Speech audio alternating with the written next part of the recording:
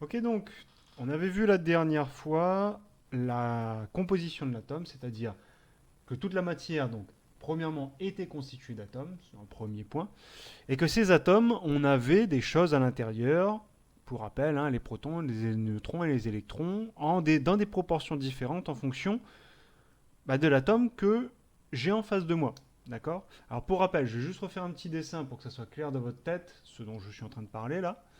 Donc c'est le dessin que j'avais fait en classe virtuelle. Donc ça, c'est la main. Si je zoome sur la main, je vais voir quoi? Je vais voir ce que vous avez vu en SVT. D'abord, je vais voir des cellules. D'accord? Les cellules avec justement le noyau des cellules au centre. D'accord? Mais rien ne m'empêche toujours de zoomer sur la matière. Okay. Et si je zoome encore sur les cellules, cette fois-ci, je vais voir des petites particules, donc ça c'est les cellules, je vais voir des petites particules collées les unes aux autres, et ces particules, c'est ce qu'on va appeler les atomes. D'accord? Et si je regarde encore ce qu'il y a à l'intérieur des atomes, je vais voir deux choses différentes. Donc là, c'est pour rappel la composition de l'atome avec un peu plus de détails. En périphérie, je vais voir des particules chargées négativement, qu'on va appeler justement les électrons, et au centre, un noyau, et dans ce noyau-là, je vais trouver des particules chargées positivement, que sont les protons, et des particules qui ne sont pas chargées, qu'on va appeler les neutrons. Donc l'intégralité, là, vous avez effectivement le schéma d'un atome avec sa composition, avec ce qu'il y a à l'intérieur.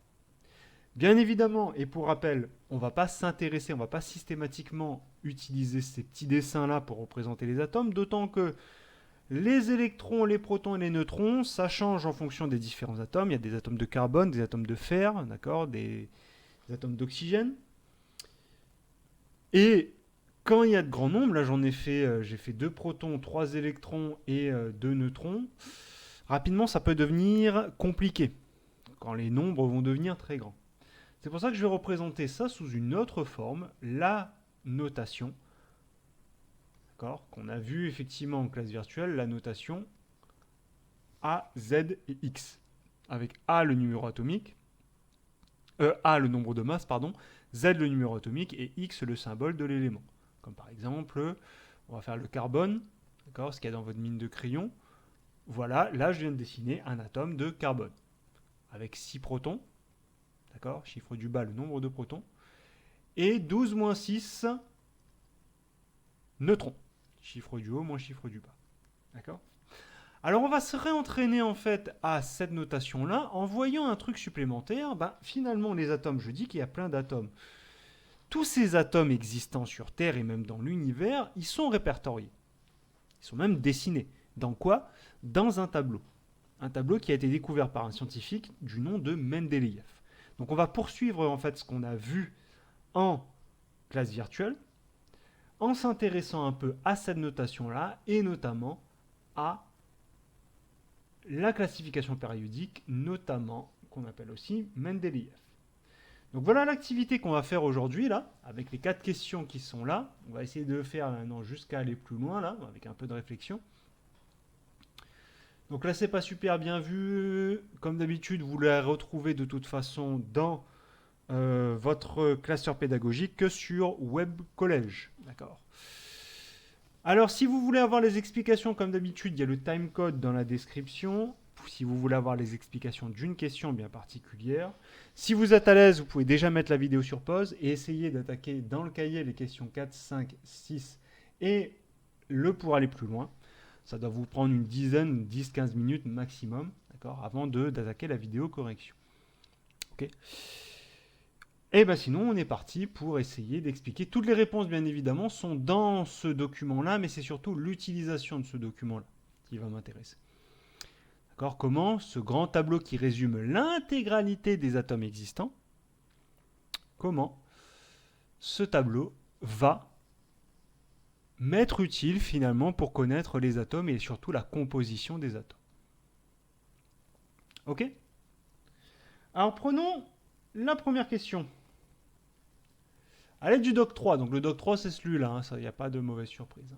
À l'aide du doc 3, indique la composition du noyau de l'atome d'hydrogène, de l'atome de carbone et de l'atome de fer, en expliquant effectivement ta méthode. Là, c'est simplement réutiliser ce que je vous ai dit juste avant, là. D'accord ? Cette notation-là qui va représenter les différents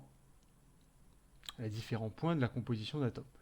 Il faut juste se souvenir que ça, c'est le nombre de protons. Ça, c'est le nombre de protons et de neutrons. En indiquant la méthode, quand on vous dit d'indiquer la méthode, c'est simplement de rajouter le petit calcul qu'on fait. Souvenez-vous de ce qu'on a fait en classe virtuelle. D'accord ? Pour trouver effectivement le nombre de neutrons. Donc la question 3, il faut indiquer la composition, c'est-à-dire le nombre de protons et le nombre de neutrons, hein, c'est le noyau, protons et neutrons, de l'atome d'hydrogène, de l'atome de carbone et de l'atome de fer. Vous les avez même en plus grand ici, là et là. D'accord ? En rajoutant les petits calculs pour qu'on sache le nombre de neutrons il vient d'où. D'accord ? Donc simplement donner la composition, le nombre de protons, le nombre de neutrons et le nombre d'électrons. Okay, comme on a fait en classe virtuelle. Question 5. Le noyau d'un atome contient-il toujours autant de protons que de neutrons ? Illustre ta réponse avec des exemples que tu chercheras dans la classification périodique à la fin du manuel. Notamment ici, vous les avez, hein, c'est pas mal. Okay ? Alors, vous avez le nombre de protons, le nombre de neutrons. Est-ce qu'on a toujours autant de protons que de neutrons ? À vous de me dire. Et surtout, justifiez-le avec des exemples. D'accord ? Vous pouvez prendre parmi les 3 exemples qu'on a déjà fait, mais ça serait bien d'en prendre un autre là-dedans. Je vous laisse choisir celui que vous voulez.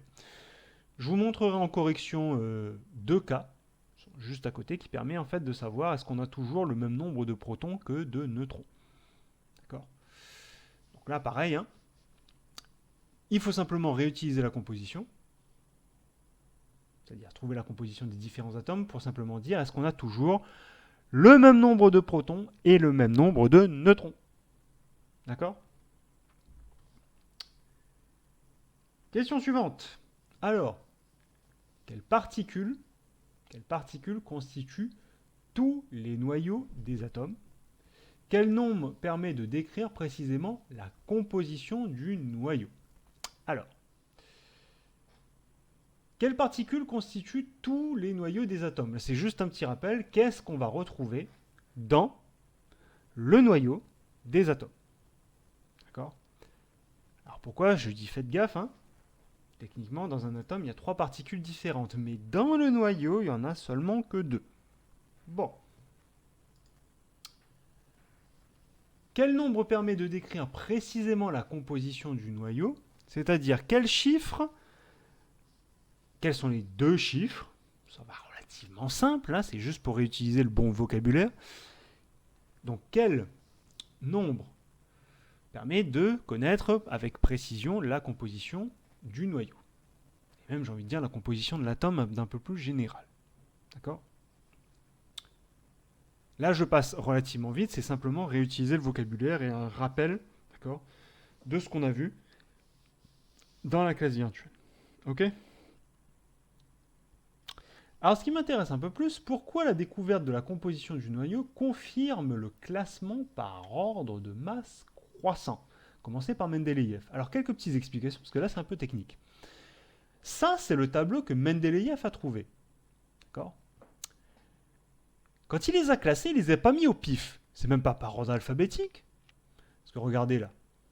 On prend le carbone c'est C, et le premier c'est H. Ça marche pas. D'accord ?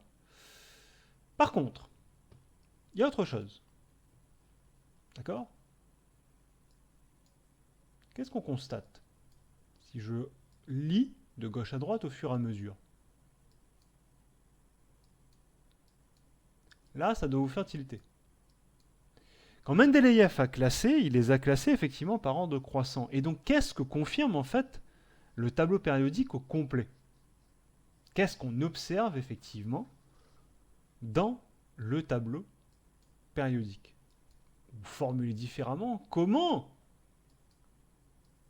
a classé Mendeleïev, a classé les différents atomes.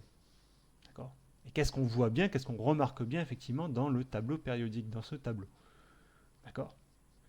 Donc là, c'est simplement juste un peu de réflexion. Mendeleïev les a classés quand il a énuméré son tableau.